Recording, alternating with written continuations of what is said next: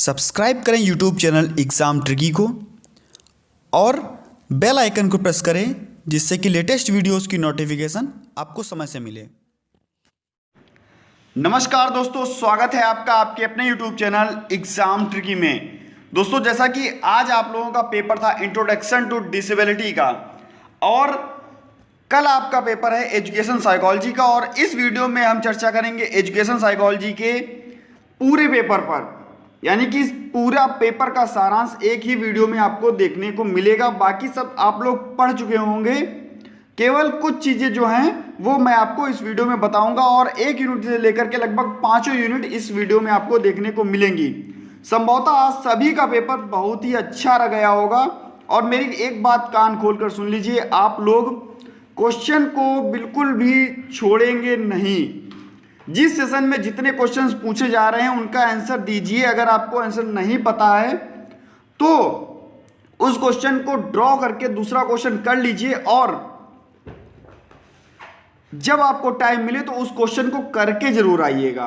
Question को छोड़ना आपको बिल्कुल भी नहीं है। तो सबसे पहली यूनिट आपकी थी शिक्षा मनोविज्ञान। अब शिक्षा मनोविज्ञान का अर्थ एवं परिभाषा आ सकती है, हो सकता है कि शिक्षा मनोविज्ञान की परिभाषा पूछ दे। तो शिक्षा मनोविज्ञान की परिभाषा आप लोग लिख सकते हैं स्किनर के अकॉर्डिंग, यानी कि जो स्किनर ने क्या कहा था शिक्षा मनोविज्ञान के बारे में। स्किनर जी का कथन था, शिक्षा मनोविज्ञान के अंतर्गत शिक्षा से संबंधित संपूर्ण व्यवहार और व्यक्तित्व आ जाता है। ऐसा कहा था, शिक्षा मनोविज्ञान के अंतर्गत शिक्षा से संबंधित संपूर्ण व्यवहार और व्यक्तित्व आ जाता है, ऐसा कहा था स्किनर जी ने। और इसके बाद आपकी आ जाती है शिक्षा मनोविज्ञान की प्रकृति। तो प्रकृति को थोड़ा सा डिफाइन कीजिएगा, और शिक्षा मनोविज्ञान की प्रकृति के बाद में आपको शिक्षा के क्षेत्र को डिफाइन करना होगा। यानी कि आपसे पूछ सकता है कि शिक्षा मनोविज्ञान के क्षेत्र कौन कौन से होते हैं। तो शिक्षा मनोविज्ञान का विषय जो आजकल बहुत विस्तृत हो चुका है, इसमें सेवार्थी यानी कि शिक्षार्थी कह सकते हैं, यानी कि स्कॉलर भी कह सकते हैं, सीखने की प्रक्रिया, और तीसरा आपका क्या है शिक्षक का शिक्षण का व्यवहार। तो ये सभी आपके क्षेत्र हो जाएंगे और इनको आप लोग डिफाइन कर दीजिएगा। यानी कि अगर आपके शिक्षार्थी की बात करता है तो शिक्षा प्राप्त करने वाले प्रत्येक छात्र छात्राएं शिक्षार्थी के अंतर्गत आ जाते हैं। और इनमें जो मूल जो 3 बातें होती हैं वो होती हैं बालक के गत्यात्मक विकास और जीवन स्वरूप का अध्ययन करना, संगठित व्यक्तित्व का अध्ययन करना, बालक के व्यवहार पर पड़ने वाले अचेतन मन प्रभावों का अध्ययन करना। और साथ ही साथ कुछ क्वेश्चंस मैं आपको बताऊंगा जो इंपॉर्टेंट हैं, वाकई जो इंपॉर्टेंट हैं। तो आगे देखते हैं। बाकी आप लोग शिक्षा के बारे में पढ़ लीजिएगा, कहाँ कहाँ पर इसका स्कोप है, स्टडी स्कोप इन एजुकेशनल जो साइकोलॉजी है उसका कहाँ कहाँ पर, शिक्षा मनोविज्ञान के क्षेत्र में, अध्ययन के क्षेत्र में कहाँ कहाँ पर इसका स्कोप है। तो ये आप लोग पढ़ लीजिएगा। आगे अगर मैं स्कोप की थोड़ी बात बता दूं आपको, तो मानव विकास के क्षेत्र में, सीखने के क्षेत्र में, और व्यक्तिगत विभिन्नताओं के अध्ययन करने के क्षेत्र में, व्यक्तित्व का अध्ययन करने के क्षेत्र में, यानी कि मैं यहाँ पे पर्सनालिटी की बात कर रहा हूं, मापन तथा मूल्यांकन। तो ये आपके हो जाएंगे शिक्षा के क्षेत्र। अब आगे देखते हैं। नेक्स्ट आपका आ गया व्यक्तित्व विभिन्नता की परिभाषा, यानी कि बात हो रही है इंडिविजुअल डिफरेंसेस की। आप सभी को पता है कि प्रत्येक व्यक्ति एक दूसरे से भिन्न होता है। जितने भी व्यक्ति होते हैं उनमें किसी ना किसी प्रकार की भिन्नता जरूर पाई जाती है। तो व्यक्तित्व की जो इंडिविजुअल डिफरेंसेस थे, व्यक्तित्व विभिन्नता की परिभाषा क्या थी देख लीजिए, मोस्ट इंपॉर्टेंट लगा लीजिएगा। हो सकता है आपसे पेपर में पूछ दे, क्योंकि आज का पेपर काफ़ी इजी आया था। और जिसका पेपर जैसा भी हुआ है अच्छा हुआ होगा, और जिसका पेपर बहुत ही अच्छा हुआ है तो कमेंट सेक्शन में बता भी सकता है। बाकी ज़्यादा कल का भी पेपर है आपका, नेक्स्ट पेपर भी है, आपके सभी पेपर अच्छे होने चाहिए। और ज़्यादा से ज़्यादा वीडियो को शेयर कर दीजिएगा अपने मित्रों के पास। तो देखते हैं, यहाँ पर भी मैं स्किनर की ही परिभाषा आपसे बताऊंगा पहले, क्योंकि ये मुझे मोस्ट इंपॉर्टेंट लगा करते हैं। तो यहाँ पर क्या कहा था, इंडिविजुअल डिफरेंसेस के बारे में, यानी कि व्यक्ति विभिन्नता के बारे में। मापन क्रिया जानने वाले व्यक्तित्व का प्रत्येक पहलू व्यक्तिगत विभिन्नता का अंश है, ये कहा था स्किनर जी ने। और जो दूसरे आपके मनोवैज्ञानिक थे उनका नाम था श्री राम बाबू गुप्ता जी। तो इन्होंने क्या कहा था, संसार में किसी भी दो व्यक्तियों का एक सा ना होने को व्यक्तित्व विभिन्नता कहते हैं। यानी कि मैंने आपसे बताया कि संसार में कोई भी व्यक्ति एक जैसा नहीं है, और इसी को ना होने को ही व्यक्तित्व विभिन्नता कहते हैं, ऐसा कहा था श्री राम बाबू गुप्ता जी ने। और अब प्रत्येक व्यक्ति अलग अलग होते हैं, यानी कि जो इंडिविजुअल डिफरेंसेस होते हैं इनके कारण क्या क्या होते हैं, क्योंकि हर व्यक्ति एक दूसरे से भिन्न होता है। तो इनके कारण कौन कौन से होंगे, तो सबसे जो बड़ा कारण होता है वो होता है वंशानुक्रम। यानी कि वंशानुक्रम जो होता है, आप सभी को पता है कि कुछ ना कुछ जीन्स जो होते हैं हमारे माता पिता से हमको मिलते हैं, उनको उनके बाबा से या परबाबा से मिलते हैं। तो इस प्रकार से वंशानुक्रम का प्रभाव पड़ता है। फिर वातावरण का भी प्रभाव पड़ता है, किस वातावरण में लोग कैसे रह रहे हैं, टुंडा प्रदेशों में लोग किस प्रकार से रह रहे हैं। अगर मैं दूसरे देशों की बात कर दूं, नेपाल की बात कर दूं, तो वहाँ पर लोग कैसे रहते हैं, चीन की बात कर दूं, देख लीजिए हर जगह पर वातावरण का प्रभाव पड़ता है। कहाँ पर लोग काले होते हैं, कहाँ पर लोग गोरे होते हैं, ये सब क्या है, वातावरण का ही तो प्रभाव है। आगे जाति प्रजाति का प्रभाव। अब आप देखते होंगे काफ़ी सारी जनजातियाँ, आप देखते होंगे काफ़ी सारी प्रजातियाँ देखते होंगे, तो उसका प्रभाव पड़ता है। और आयु व वृद्धि का प्रभाव। आप सभी को पता है कि प्रत्येक बालक की वृद्धि अलग अलग होती है, सभी को पता है, प्रत्येक आयु में अलग अलग होती है। फिर लिंग का भी प्रभाव पड़ता है, यानी कि जो बच्चा अगर बालक है और बालिका है तो इसका भी प्रभाव पड़ता है। तो ये सब चीज़ें आपकी व्यक्तित्व विभिन्नता के अंतर्गत आ जाएंगी। अब आगे देख लेते हैं जो आपका नेक्स्ट, अगर मैं बुद्धि लब्धि की बात कर देता हूं, तो जो टर्मन ने बुद्धि लब्धि की विभिन्नता वर्गीकरण जो किया था, हो सकता है आपसे पूछ दे 1 नंबर में। तो जो बुद्धि लब्धि के बारे में देख लेते हैं थोड़ा। यहां पर मैं बुद्धि लब्धि लिखूंगा और यहां पर प्रकार लिखूंगा। तो 140 से अधिक बच्चा होगा प्रतिभाशाली। आपसे पूछ सकता है 1 नंबर में, या आपसे 140 से अधिक बच्चा क्या होगा, प्रतिभाशाली। जिसका आईक्यू लेवल 140 से अधिक होगा वह बच्चा प्रतिभाशाली होगा। जो बच्चा 120 से 140 के अंतर्गत आएगा वह होगा अति श्रेष्ठ। इसके बाद में अब बात आती है बच्चों की 110 से और 120 के, तो यहां पर श्रेष्ठ होंगे, श्रेष्ठ बुद्धि होगी, उनकी बुद्धि लब्धि होगी 110 से 120 में। नेक्स्ट सामान्य बालक आ जाएंगे आपके 90 से 110 में सामान्य बालक। जैसा कि हम लोगों का आईक्यू लेवल होता है सामान्य बालकों का। अब देखते हैं 80 से 90 के बीच में आपके आएंगे मंद बुद्धि के बालक। मंद बुद्धि के जो बालक होंगे वह 80 से 90 के बीच में आएंगे। अब नेक्स्ट देखते हैं 70 से 80 के बीच में आपके आएंगे क्षीण बुद्धि के बालक। क्षीण बुद्धि के बालक जो होंगे वह 70 से 80 के बीच में आएंगे, जिनका आईक्यू लेवल 70 से 80 का होगा। अब 70 से कम यानी कि 50 तक आपके आएंगे निश्चित क्षीण बुद्धि के। नेक्स्ट आपके 50 से 70 आएंगे आपके अल्प बुद्धि के। और 25 से जो 50 की होगी बुद्धि लब्धि वह होगी मूर्ख की, और 25 से कम की होगी वह होगी महामूर्ख की, यानी कि इडियट्स की। तो इस प्रकार से आपके बुद्धि लब्धि का वर्गीकरण हो चुका। और नेक्स्ट देखते हैं अब किस प्रकार से अंतर व्यक्तित्व जो होता है आपका, बहिर्व्यक्तित्व जो होता है आपका, और उभयमुखी व्यक्तित्व जो आपका होता है, उस पर थोड़ा सा चर्चा कर लेते हैं। जो अंतर्मुखी व्यक्तित्व होता है वहाँ पर बालक क्या करता है, समाज के प्रति जो एकांत प्रिय होते हैं बच्चे, यानी कि वो समाज के प्रति अलगाव महसूस करते हैं, वो बच्चे एकांत प्रिय होते हैं।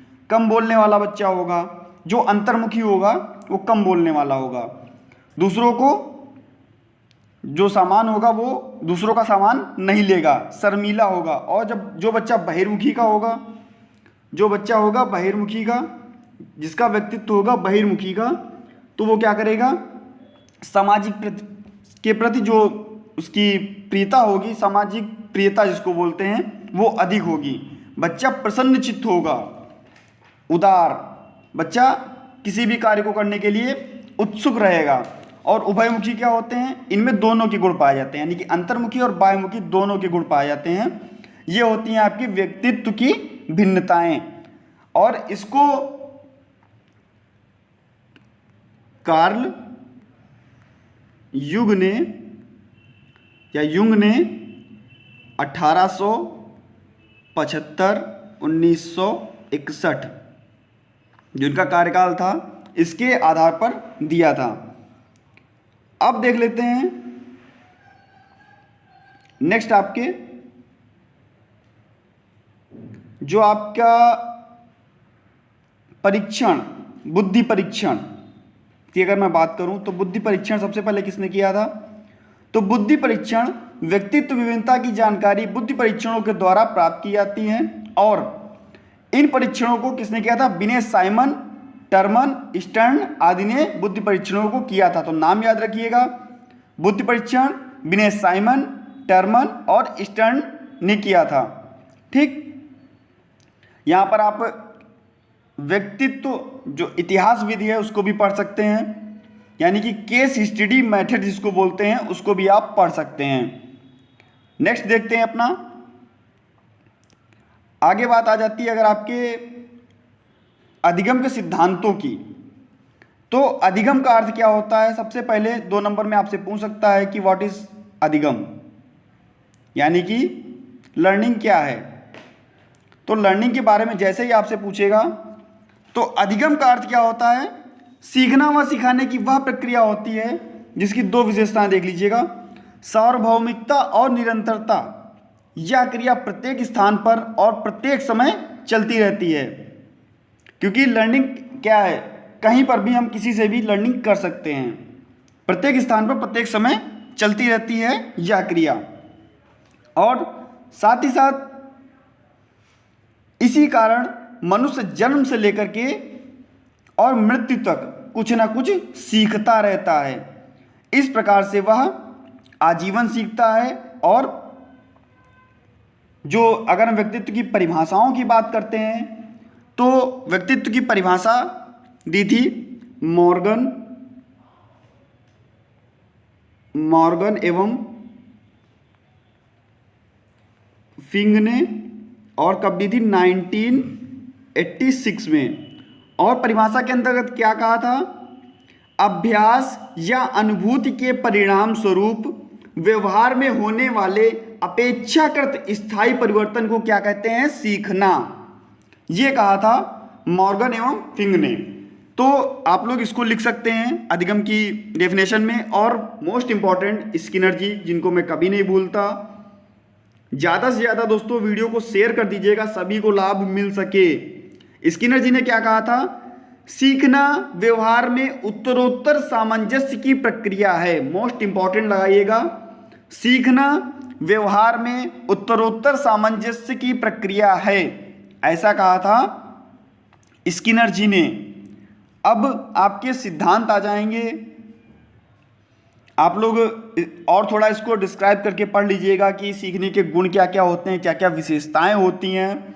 और साथ ही साथ अब बात करते हैं जो इसके सिद्धांत हैं उन पर, यानी कि अंतर्दृष्टि सीखना, अभिव्यक्ति सीखना, प्रतीक सीखना यानी कि प्रतीकात्मक सीखना या साइन लर्निंग जिसको बोलते हैं, और सामाजिक सीखना। तो ये आपके हो गए जो सीखने की जो थ्योरी हैं उनकी चर्चा। अब देख लेते हैं आगे। मोस्ट इम्पॉर्टेंट लगाइएगा, और मोस्ट इम्पॉर्टेंट के अंतर्गत लगाइएगा जो सामाजिक सीखना, यानी कि सामाजिक सीखना किसके अंतर्गत आता है, किसने इसका सिद्धांत दिया था। सामाजिक बच्चा समाज में रहकर के सीखता है। तो बात हो रही है अल्बर्ट बंडूरा जी की, और बंडूरा जी ने 1960 ईस्वी में सामाजिक सीखने के व्यक्तित्व के बारे में समझाया था। तो आप लोग जब सामाजिक सीखने की बात होगी तो बंडूरा जी की होगी, और 1960 ईस्वी की बात होगी। नेक्स्ट देखते हैं, वेरी वेरी इंपॉर्टेंट लगाइएगा, कॉग्निटिव लर्निंग, यानी कि संज्ञानात्मक सीखने को। संज्ञानात्मक सीखने को वेरी वेरी इंपॉर्टेंट लगाइएगा। और जब संज्ञानात्मक सीखने की बात होगी तो बात होगी जीन पियाजे जी की, और जीन पियाजे जी की बात होगी तो ये कहाँ के निवासी थे, आप लोग कमेंट सेक्शन में बताइएगा। बहुत ही सरल है। और इनका जन्म कब हुआ था, तो इनका जन्म हुआ था 1896 में, और इन्होंने अपनी 4 अवस्थाएं बताई थी। 4 अवस्थाएं बताई थी, 4 अवस्थाओं को ध्यान से देखिएगा। पहली अवस्था थी संवेदी क्रियात्मक अवस्था, संवेदी क्रियात्मक अवस्था। दूसरी आपकी थी संवेदी क्रियात्मक अवस्था जो थी, इसका मैं एज बता दे रहा हूं, या थी आपकी 0 से 2 वर्ष। संवेदी क्रियात्मक अवस्था 0 से 2 वर्ष, जिसको आप लोग इंग्लिश में बोलते हैं सेंसरी, यानी कि बच्चा अपने उंगलियों के माध्यम से, संवेदनाओं के माध्यम से सीखता है। नेक्स्ट आपका था प्राक संक्रियात्मक अवस्था, तो यह आपकी एज थी 2 से 7 वर्ष की। तीसरी आपकी थी, अगर आप बात करें तो इसको काफी नाम दिए गए हैं। पहला आपका ठोस, मूर्त, तो ये सभी संक्रियात्मक अवस्था इसको कह सकते हैं। और इसकी जो एज है वह है 7 से 14 वर्ष, या कह सकते हैं 7 से 11 वर्ष, 7 से 11 वर्ष। और नेक्स्ट आपकी जो औपचारिक संक्रियात्मक अवस्था है, या इसको हम अमूर्त संक्रियात्मक अवस्था भी कहते हैं, या औपचारिक संक्रियात्मक अवस्था भी कहते हैं। तो यह अवस्था 11 से 15 वर्ष की आयु यहाँ पर आपको दिखाएगी। तो इस प्रकार से आप लोग जो आपके जीन पियाजे जी थे इनके बारे में आप लिख सकते हैं। नेक्स्ट आपका सामाजिक सीखना, मैंने आपको बताया सामाजिक सीखने की बात होगी तब अल्बर्ट बंडूरा जी की बात होगी। और इनका जन्म कब हुआ था, 1925 ईस्वी में हुआ था कनाडा में। अल्बर्ट बंडूरा जी का जन्म कब हुआ था, 1925 ईस्वी में कनाडा में हुआ था। और इन्होंने काफ़ी सारी चीज़ें बताई थी आपको, बंडूरा जी ने किस पर प्रयोग किया था, आप लोग पढ़ लीजिएगा। और अब आगे देखते हैं अनुक्रिया परिणाम और मॉडलिंग के बारे में भी थोड़ा पढ़ लीजिएगा। नेक्स्ट आपका अब आ जाता है पैवलव जी, यानी कि सहचर्यवाद का जब बात आती है, या उद्दीपक तथा अनुक्रिया का सहचर्यवाद की जब बात आती है, जिसको हम इंग्लिश में बोलते हैं assimilation of stimulus and response, जब इसकी बात आती है तो आती है बात पैवलव जी की। और पैवलव जी की जब बात आती है तो इन्होंने किस पर प्रयोग किया, आप लोग इसको पढ़िएगा। कुत्ते पर प्रयोग किया, किस प्रकार से मुंह में लार ग्रंथि डाल करके, और जो भी इनका प्रयोग था, घंटी बजाई और आवाज़ सुनाई, ये आपको पूरा प्रयोग पढ़ना होगा। और इनका पैवलव जी का जन्म मैं बता दे रहा हूँ 1849 ईस्वी में हुआ था। तो आप लोग, और इन्हें नोबेल पुरस्कार भी दिया गया था, नोबेल पुरस्कार से इन्हें सम्मानित भी किया गया था पावलोव जी ने कुत्ते पर प्रयोग जो किया था उसको आप लोग पढ़ लीजिएगा। आपसे हो सकता है कि उद्दीपक अनुक्रिया सहचर्य का सिद्धांत पूछ दे या आपसे कह दे कि पावलोव का सिद्धांत लिखिए, दोनों तरफ से आपसे पूछ सकता है। मोस्ट इंपॉर्टेंट टॉपिक आ गया है आपका वृद्धि और विकास। अब बात करते हैं वृद्धि पर। आखिरकार वृद्धि क्या होती है और विकास क्या होता है, दोनों पेपरों के लिए आपके लिए मोस्ट इंपॉर्टेंट है, चाहे वह आपका ह्यूमन ग्रोथ का पेपर हो और चाहे वह आपका एजुकेशन साइकोलॉजी का पेपर हो। आपने वृद्धि और विकास के बारे में पढ़ा होगा कि विकास निरंतर चलने वाली प्रक्रिया होती है, वृद्धि जो होती है कुछ समय के बाद रुक जाती है। वृद्धि और विकास के बीच अंतर भी आप लोगों ने पढ़े होंगे। तो चलिए थोड़ा वृद्धि के बारे में जान लेते हैं।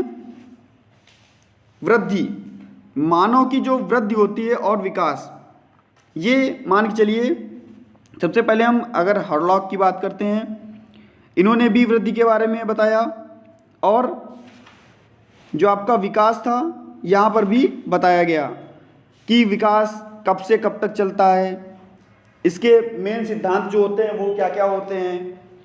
तो चलिए सबसे पहले हम देख लेते हैं कि वृद्धि आखिरकार क्या होती है, ह्यूमन ग्रोथ क्या होती है। हरलॉक जी के अनुसार भी यहाँ पर था और जो मेन हैं आपके वो हर्बर्ट सोरेनसन जी हैं। हर्बर्ट सोरेनसन जी के अनुसार मैं आपको बता रहा हूँ, हर्बर्ट सोरेनसन जी ने क्या कहा था, वृद्धि को शारीरिक अंगों में भार तथा आकार में वृद्धि होना, ऐसी वृद्धि जिसको मापा जा सके यानी कि जिसका मेजरमेंट किया जा सके, वो कहा था हर्बर्ट सोरेनसन जी ने। और दूसरा आपके फ्रैंक के अनुसार देख लीजिएगा, फ्रैंक जी जो थे उन्होंने क्या कहा था वृद्धि के बारे में। फ्रैंक जी ने कहा था शरीर व व्यवहार के पहलू में जो परिवर्तन होते हैं उन्हें हम वृद्धि कहते हैं। तो ऐसा कहा था फ्रैंक जी ने। और भी आप लोग पढ़ लीजिएगा। अब साथ ही साथ आगे बढ़ते हैं और विकास की बात करते हैं कि मानव विकास क्या होता है। और मैंने जैसा कि आपको बताया कि मैं स्किनर जी को कभी नहीं छोड़ता। स्किनर के अनुसार मानव विकास क्या होता है, तो इन्होंने क्या कहा था, विकास जीवन व उसके वातावरण की अंतःक्रिया का प्रतिफल है, ऐसा कहा था अकॉर्डिंग टू स्किनर जी ने। ज़्यादा से ज़्यादा दोस्तों वीडियो को शेयर कर दीजिएगा अपने मित्रों के पास। हरलॉक जी के अनुसार भी देख लीजिए कि हरलॉक जी ने विकास के बारे में क्या कहा था, विकास अभिवृत्ति तक ही सीमित नहीं है, इसमें प्रौढ़ावस्था के लक्ष्य की ओर किए गए परिवर्तन का प्रगतिशील क्रम निहित होता है। तो ऐसा कहा था विकास के बारे में। आप सभी को पता है कि विकास जो होता है, जो मानसिक विकास, उसके बाद शारीरिक विकास बच्चे का, तो इस प्रकार से इसके भागों को भी बांटा गया है। अब देख लेते हैं कि अंतर क्या क्या होते हैं, मानव विकास और वृद्धि में क्या क्या अंतर होते हैं। आप सभी को पता है कि वृद्धि एक शारीरिक परिवर्तन होता है, जबकि विकास शारीरिक परिवर्तन और मानसिक परिवर्तन दोनों होता है। यानी कि यहाँ पर दोनों पहलुओं का अध्ययन किया जाता है, ना कि एक पहलू का। और जितने भी प्रत्येक अंग की वृद्धि अलग अलग प्रकार से होती है, उसमें समन्वय की प्रक्रिया जो होती है वह नहीं पाई जाती, किंतु प्रत्येक प्रकार का विकास अलग से अलग एक दूसरे के पूरक होते हैं। ये आप लिख सकते हैं। विकास प्रक्रियात्मक परिवर्तन है, जबकि वृद्धि संरचनात्मक परिवर्तन है, ये भी आप लिख सकते हैं। नेक्स्ट, विकास एक व्यापक प्रत्यय है, यह केवल वृद्धि मात्र नहीं है, जबकि जो मानव सर्वांगीण प्रकार से जिसका विकास होता है, और वृद्धि क्या होती है, वृद्धि विकास के समान व्यापक प्रत्यय नहीं होती है। अब देख लेते हैं हम लोग, विकास वृद्धि पर आश्रित होता है, जबकि वृद्धि विकास पर आश्रित नहीं होती है। विकास जीवन पर्यंत चलता रहता है, जबकि वृद्धि एक निश्चित आयु के बाद पूरी हो जाती है, रुक जाती है। अब जैसा कि मैंने आपको बताया था जीन पियाजे जी के बारे में, और इन्होंने 4 अवस्थाएं बताई थी। इसको आप लोग बिल्कुल ध्यान से पढ़ लीजिएगा, आपसे पूछ सकता है। साथ ही साथ चारों अवस्थाओं के बारे में मैंने आपको बताया। एरिक एरिक्सन जी की अब बात आ जाती है और इन्होंने अपने सिद्धांत में 8 हेडिंगें जो बताई वो मेन बताई। मैंने आपको एरिक एरिक्सन जी का वीडियो भी प्रोवाइड कराया था और अगर आप फिर से वीडियो देखना चाहते हैं तो इस वीडियो के डिस्क्रिप्शन बॉक्स में ही मैं उसका लिंक आपको शेयर कर दूंगा। बाकी आप लोग थोड़ा एरिक एरिक्सन के बारे में यहाँ पर भी सुन लीजिए। इनकी एक पुस्तक थी जिसका नाम था childhood and society. Childhood and society इनकी पुस्तक थी जिन्होंने 1963 में इसको लिखा था। और यहाँ पर इनकी 8 अवस्थाएं देख लीजिए आप। पहली थी अवस्था विश्वास व अविश्वास की अवस्था, जिसकी एज क्या थी, और इसके बाद में या थी आपकी जन्म से लेकर के 18 महीने या 1.5 साल कह सकते हैं। नेक्स्ट आपकी थी स्वतंत्रता व संदेह की अवस्था, जिसकी एज थी 18 महीने से 3 वर्ष, स्वतंत्रता व संदेह की अवस्था। इसके बाद में पहल और अपराध की भावना, या थी आपकी 3 से 7 वर्ष की आयु। नेक्स्ट आपकी क्या थी, परिश्रम व हीनता की भावना। परिश्रम व हीनता की भावना क्या थी, 7 से 11 वर्ष। नेक्स्ट थी आपकी 5वीं आयु पहचान। पहचान भूमिका द्वंद्व की अवस्था, या थी आपकी 13 से 18 वर्ष, या कह सकते हैं 11 से 18 वर्ष भी इसको कह सकते हैं। नेक्स्ट आपका मित्रता और अलगाव की अवस्था। नेक्स्ट आपकी छठी जो थी मित्रता व अलगाव की अवस्था थी 19 से 35 वर्ष। नेक्स्ट जो आपकी थी 7वीं सृजनात्मक और निष्क्रियात्मक की अवस्था। तो इसका भी भरपूर उपयोग किया गया लोगों के द्वारा कि सृजनात्मक चीज़ें क्या होती हैं और वहाँ पर निष्क्रियात्मक अवस्था किस प्रकार से आ जाती है। और नेक्स्ट आपकी थी ईमानदारी और निराशा की अवस्था, ये आपकी लास्ट अवस्था थी। तो इतने आपके हो गए एरिक्सन जी के जो 8 पॉइंट थे वो याद कर लीजिएगा। नेक्स्ट आपके बालकों के विकास में देरी, यानी कि विकासात्मक विलंब की बात की जा रही है यहाँ पर, और विकासात्मक विलंब आपसे पूछा जा सकता है, तो आप लोग लिख दीजिएगा विकासात्मक विलंब के बारे में। और थोड़ा परिभाषा मैं भी आपको बता देता हूँ, वैसे आप लोग अपनी भाषा में लिखिएगा, बाकी अगर आपको यह परिभाषा लिखनी है तो आप लोग लिख सकते हैं। विकास बर्टन हॉल जी के अनुसार क्या था, विकास देर से विकास वाले बच्चे ऐसे बच्चे होते हैं जिनके शैक्षणिक उपस्थिति उनकी स्वाभाविक योग्यताओं के स्तर में से कम हो। तो इन्होंने कहा था बर्टन व हॉल जी ने।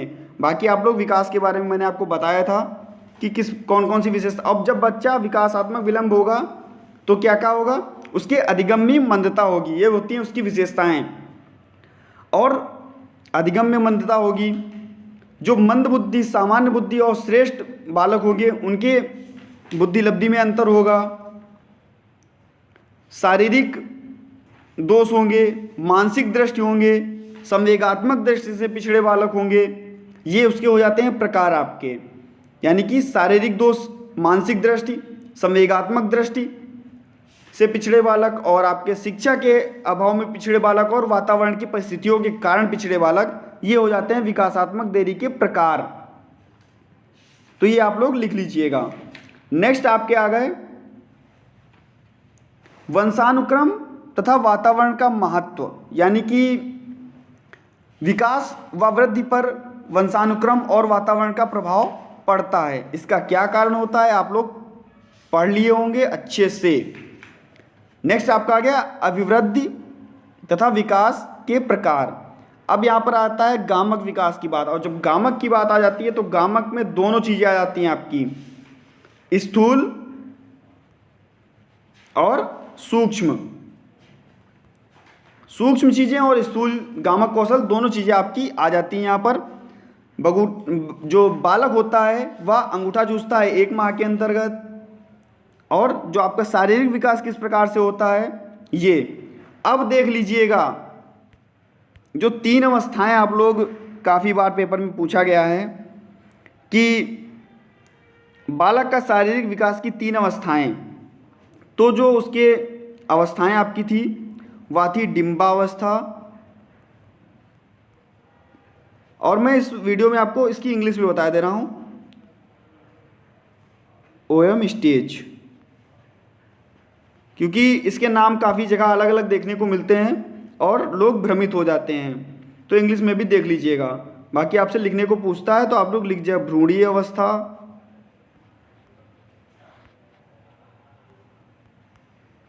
भ्रूणीय अवस्था, फैक्टस स्टेज। नेक्स्ट आपका भ्रूणा अवस्था, भ्रूणावस्था, तो ये आपका एम्ब्रो स्टेज। तो इतने आपके ये आपकी अवस्थाएं हो गई। इसके बाद में बालक का विकास किस प्रकार से होता है, उसकी भार में वृद्धि किस प्रकार से शैशवावस्था में होती है, बाल्यावस्था में होती है, ये सब आप लोग पढ़ लीजिएगा। और मैंने आपको मोस्ट इंपॉर्टेंट बताया जीन पियाजे जी को, मोस्ट इंपॉर्टेंट लगा लीजिएगा और आएगा, ये मान के चलिए। अगर दोनों पेपर हैं आपके, दोनों पेपर में से कहीं ना कहीं आपको छोड़ के नहीं जाने वाला। सामाजिक विकास किस प्रकार से होता है बालक का, तो सामाजिक विकास सीखने की वह प्रक्रिया है जो समूह के स्तर, परंपरागत तथा रीति रिवाजों के अनुकूल अपने आप को ढालने तथा एकता, मेलजोल और पारस्परिक सहयोग की भावना में सहायता करते हैं। ये आपकी होती है सामाजिक विकास। बच्चे का किस विकास, जो प्रथम माह होगा उसमें ध्वनियों में अंतर आएगा, फिर मध्य जो दूसरा माह होगा उसमें क्या क्या होगा, ये चीज़ें थोड़ी ऑड हैं मगर हो सकता हो कि आ जाए, क्योंकि इस बार काफ़ी दूसरी चीज़ें पूछी आ रही मेरे हिसाब से। तो आगे देखते हैं। आपसे ये भी पूछ सकता है कि बाल्यावस्था में सामाजिक विकास किस प्रकार से होगा बच्चे का, ये क्वेश्चन हो सकता है। संवेगात्मक विकास यानी कि इमोशनल डेवलपमेंट की बात की जा रही है। इमोशनल डेवलपमेंट को आप लोग पढ़ लीजिएगा। संवेगों का विकास बालक के जन्म से होता है। आप सभी जानते हैं कि जो इमोशनल होता है वो बालक के जन्मजात एक शक्ति होती है, और सुख दुख जैसे भाव जो होते हैं वह जन्म से ही अनुभव करने लगते हैं। जैसे बच्चा स्नेह, आनंद, ईर्ष्या, द्वेष, क्रोध, भय, इन सब चीज़ों की बात की जाती है इमोशनल यानी कि संवेगात्मक विकास के अंतर्गत। और नेक्स्ट देखते हैं अपना, आप किशोरावस्था में संवेगात्मक किस प्रकार से होगा, बाल्यावस्था में किस प्रकार से संवेगों का विकास होगा, और शैशवावस्था में किस प्रकार से संवेगों का विकास होगा। अब इसके बाद आ जाते हैं बालक के विकास पर वंशानुक्रम तथा वातावरण का प्रभाव। वंशानुक्रम का प्रभाव किस प्रकार से पड़ता है, वातावरण का प्रभाव किस प्रकार से पड़ता है, मोस्ट इंपॉर्टेंट लगा लीजिएगा और आएगा भी, तो आप लोग पढ़ लीजिएगा। साथ ही साथ आगे देखते हैं, और जो आपके क्वेश्चंस हैं वो अब आएंगे व्यक्तित्व यानी कि पर्सनैलिटी क्या होती है। तो आप लोग पर्सनालिटी के बारे में एक सब बहुत अच्छी तरीके से जानते होंगे। जब आपसे पर्सनालिटी पूछी जाती होगी यानी कि व्यक्तित्व पूछा जाता होगा तो आप लोग कहते होंगे कि यह पर्सोना सबसे बना हुआ है, और इसका अर्थ क्या होता है, आवरण या मास्क। तो ये आप लोग व्यक्तित्व के बारे में कहते हैं।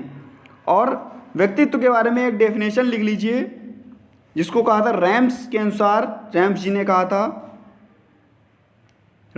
कहा था व्यक्तित्व समाज द्वारा मान्य तथा अमान्य गुणों का संगठन है। ये कहा था व्यक्तित्व के बारे में। और काफ़ी सारी डेफिनेशंस और भी दी गई, हिलगार्ड के अनुसार दिया गया और आपके आइजेंक्स के अनुसार दिया गया। तो ये आप लोग देख लीजिएगा और पढ़ लीजिएगा। व्यक्तित्व आपसे पूछ सकता है। व्यक्तित्व का आकलन किस प्रकार से करेंगे, मैंने आपको पहले भी बताया था कि बहिर्मुखी, अंतर्मुखी, साक्षात्कार विधि, जो भी आपको मैंने पहले आपको बताया था, सब चीज़ें देख लीजिएगा। अब